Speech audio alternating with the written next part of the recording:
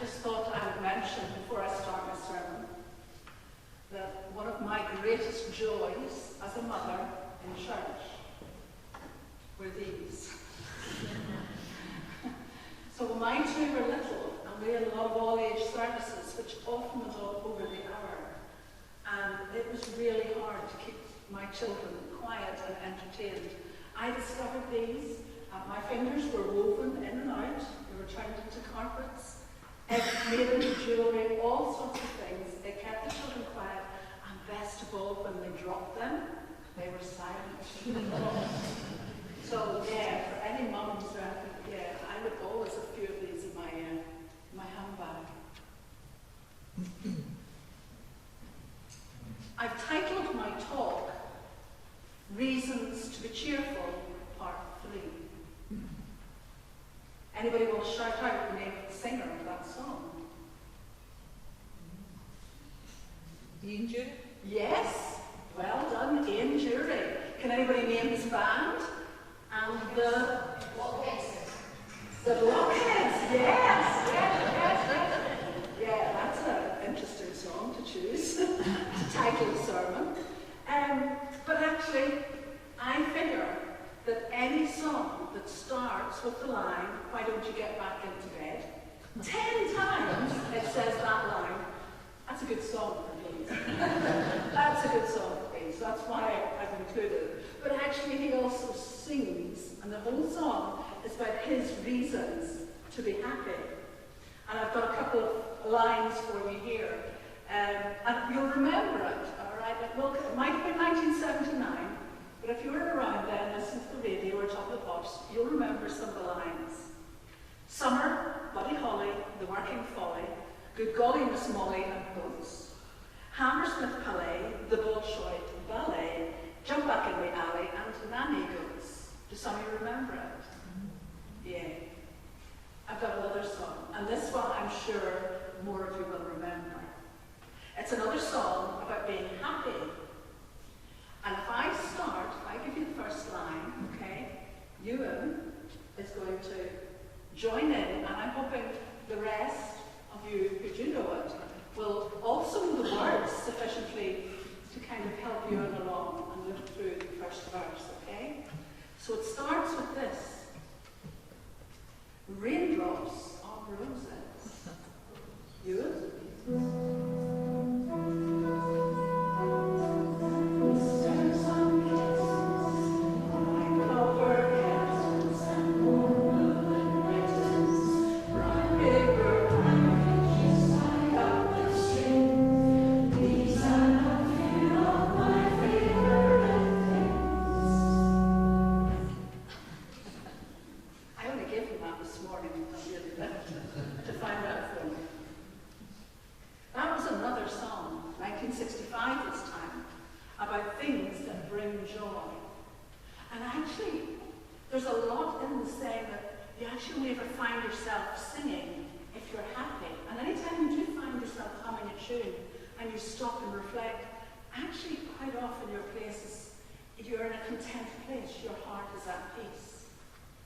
Now we have a whole book of Psalms, 150 of them, all full of every sort of emotion under the sun. But actually, the psalm that Gregor read to us earlier would have been sung by God's people as they took the long, slow walk up to Jerusalem.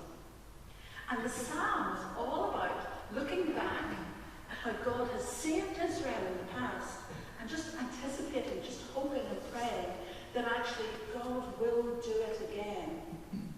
There is a lot of joy in this psalm. And actually, this is a sermon about joy. Now, I don't know how many of you have been Presbyterians all your life, but I'm not actually convinced that Presbyterians are maybe the best people to speak about joy.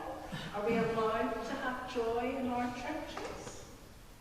I suspect it's a topic that's more easily covered by Pentecostals, maybe the Charismatic Church, the Baptist Church perhaps even. But the Presbyterians, do we even do joy? So, I checked my Bible. The most important version, can I just point out, the NIV version, which is known in my household as the Northern Ireland version. And yes, joy is in there. It's biblical.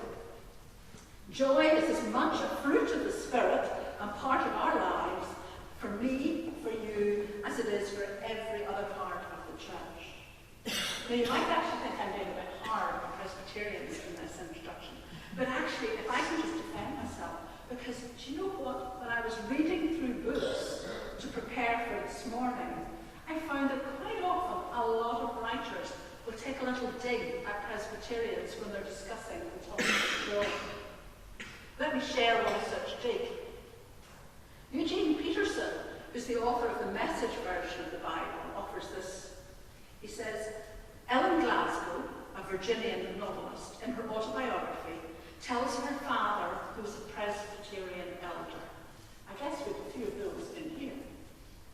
He was entirely unselfish, and in his long life, he never committed a pleasure.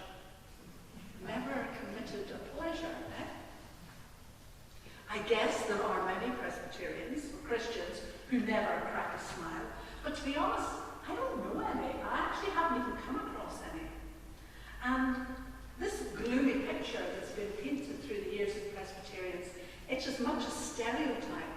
Because I know that one of the joyful discoveries I've had of visiting and being in placement on different churches in the last 5 years is just how much fun there is to be had in sharing life together, in sharing stories together, and just sharing our faith together.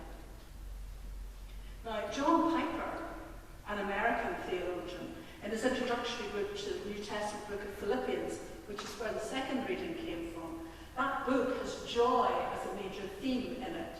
John attempts to define the meaning of joy, and he says this. I'm not talking about the meaning of joy in general.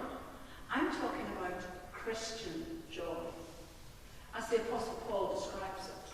So let me give you my John Piper's definition. Christian joy is a good feeling in the soul, produced by the Holy Spirit as he causes us to see the beauty of Jesus in the Word and in the world. Christian joy is a good feeling. Now, by that he means it's not an idea, it's not a conviction, it's not a persuasion or a decision, it is a feeling. And one of the differences between an idea and an emotion or feelings, we just do not have major control over our feelings or emotions. We can't simply snap our fingers and decide to feel happy, to decide to feel sad. It just comes from within. And in our lives, we have low points. When our lives are full of sadness or pain, certainly Jesus could not be described as joy-filled as he wept over Jerusalem or as he agonized in the Garden of Gethsemane. Being a Christian does not depend on you and me being joy-filled at all times. And we should not feel guilty with the feeling, oh, I'm not feeling very joyful, I can't be a good Christian. If Jesus can feel great sorrow, sadness, so can you and I. And actually, I don't know about you, but that's really good news for me. You just need to ask my husband and my 2 daughters whether I'm always joyful around the house. And I think you'll find the answer is very definitely no. We can try and create joy for ourselves. Certainly, watching my husband watching the football last night, there was a certain amount of joy being created when he watched that. And we can try and create joy for ourselves through entertainment. We can pay someone to tell us jokes, to sing songs, to tell us funny stories. But that joy, it's temporary. It never fully penetrates our lives, and the effects, they last hours, a few days maybe at the most. Instead, how can you and can I cultivate the fruit of the Spirit, this joy. And actually, I believe Psalm 126, really short, but actually is really helpful in helping us do that. And to do that this morning, you're going to love what I'm going to say next. We're going to recall grammar lessons that you would have had at primary school or secondary school. Now, I'm not sure if grammar is taught anymore, but I look out from this group here and I see most of you will have had some grammar lessons in your life. And the bit of grammar we're going to talk about, I'm going to briefly mention, is that of tenses. We have the past tense, what happened in the past, we have the present tense, and then we have the future, what's going to happen in the future. A grammar lesson, in church on a Sunday morning, and it's raining. Doesn't sound very joy-filled, does it? Not entirely convinced it's a reason to feel joy. And maybe you're actually thinking back to Ian Jury's song, thinking I might go home and pop into bed and just stay there for the rest of the day. But let's move swiftly on.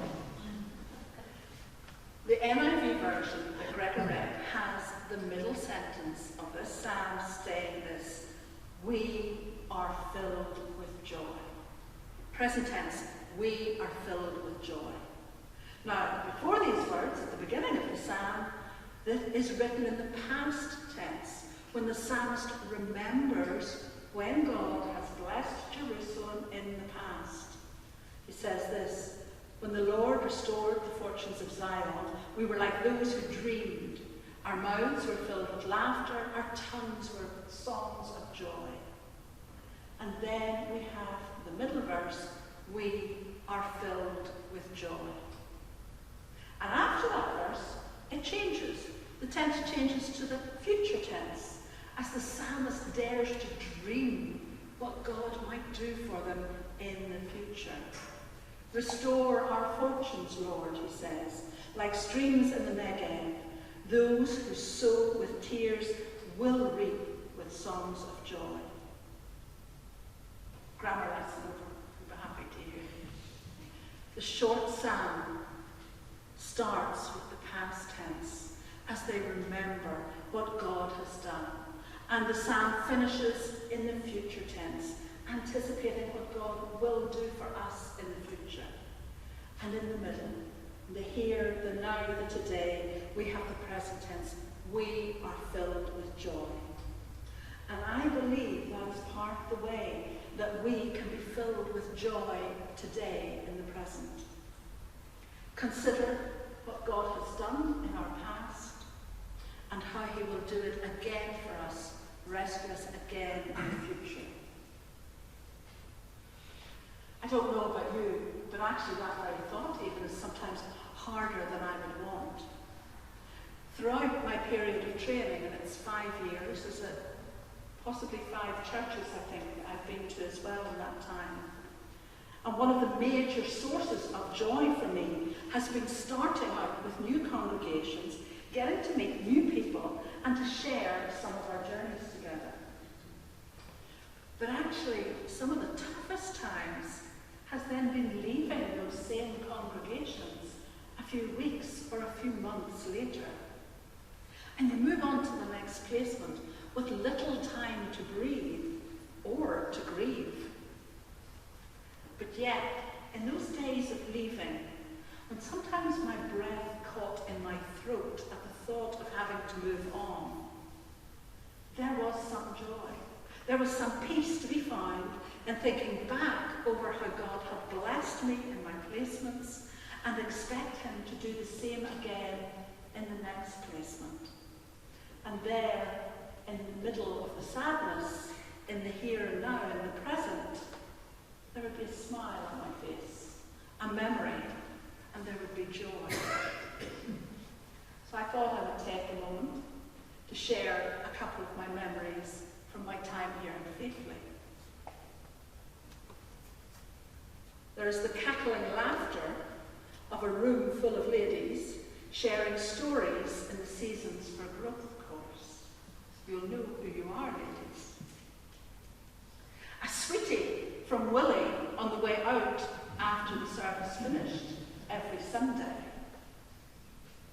I remember a particularly lively Easter service in here, which was full of children and instruments and singing and noise and just everything going on, and fantastic. I also recall, actually, a huge wheel drawn by the children and coloured in just at the bottom of the steps of the car park there. I can't remember who did that, but it was led by, the children did that anyway, when we were in the middle of the series with Jonah. And also the beautiful welcome I had from everybody in here. But especially something that stayed with me, the friendship and the support offered by Colin, your amazing organist. And one final story. There's a lady that sits in the back row. I'm really trying hard not to make my eyes drift to that part of the room and identify her, but it's going to happen. We'd always have a mint imperial to spare on a Sunday morning. We'd be very generous at sharing her. But I recall one particular Sunday, there was a mint dropped and a rum. I think Gregor was leading, I don't think I was. And it rolled, very slowly, right to the front of the church at Gregor's feet. I've actually finished my training, and I'm waiting for God to show me where I go next, where He wants me to go next. And things are beginning to shift in that direction too, but it's early days yet. And I don't know exactly where I am going to end up next, but I choose to remember the moments of joy from the journey so far, and to trust Him for the future. And in doing so, I find joy in the present. But this psalm, just like our experience, also teaches us that the Christian life, the laughter, does not exclude weeping. Christian joy is no escape from sorrow. And there are hints in this psalm of the weeping at the exile suffered by Zion. And the truth is, pain and hardship exist. But they're unable to drive out the joy found in being the redeemed people of God. Let me share one final story. It's a story of my life. A short while ago, I had lunch with someone I didn't know. A mutual friend had left Scotland to return to America and had suggested that the two of us should meet, thinking that actually it would benefit the two of us.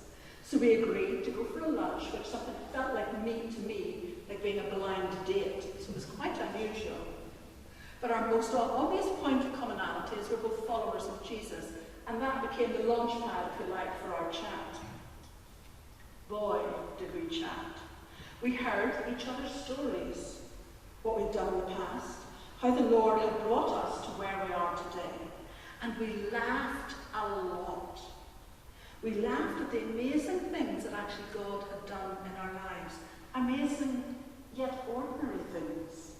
How He had taken weak and doubting women, both utterly ordinary and boring in human terms, but by the power of the Holy Spirit, women who have been used to bless others and who God uses to work in His kingdom. And we laughed that God will actually use people such as us. We laughed so hard that I saw my friend's fillings in her back teeth. There was a lot of laughter. And I'm quite sure she would say the same about me. We enjoyed what God had done in each other's lives. We became encouraged by our stories, and we shared stories. And there is something really important about sharing stories, good and hard ones as well. But in the midst of it all, there was this thread, there was this recognition that pain and hardship had formed part of our lives. Both our pain and people who were in pain around us. And we didn't make small of that, we didn't belittle that, but instead that we rejoice that God can occasionally use us to ease the pain of others. And that is true for all of us. We laughed about our past, we got excited about our future, and in the present, to new friends, new joy. We aren't always bubbling over with joy. But we are now New Testament people. So our look back will always remind us, just as I spoke to the children, about how God has saved us through Jesus' death on the cross. There is good news, reasons to be cheerful. And for those followers of Jesus, our future, our looking forward, is one of security with him, an eternity spent with Jesus. And that is a reason to be cheerful for our future. Reason to be cheerful, part 2, perhaps. And in remembering Jesus' work on the cross, how we will have life with him evermore because of that, we might know joy in the present. Powerful, peace-giving joy today. And that surely has got to be reasons to be cheerful, part 3. Amen.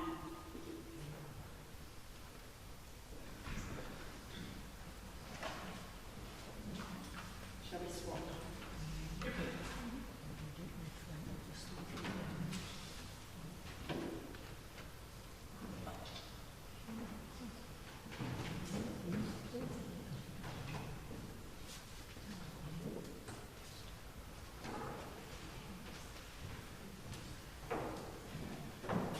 Deborah, many thanks for leading our sermon this morning. We've been glad to hear from you, and you have spoken to us with Scripture about all those reasons for being cheerful. Thank you very much for that.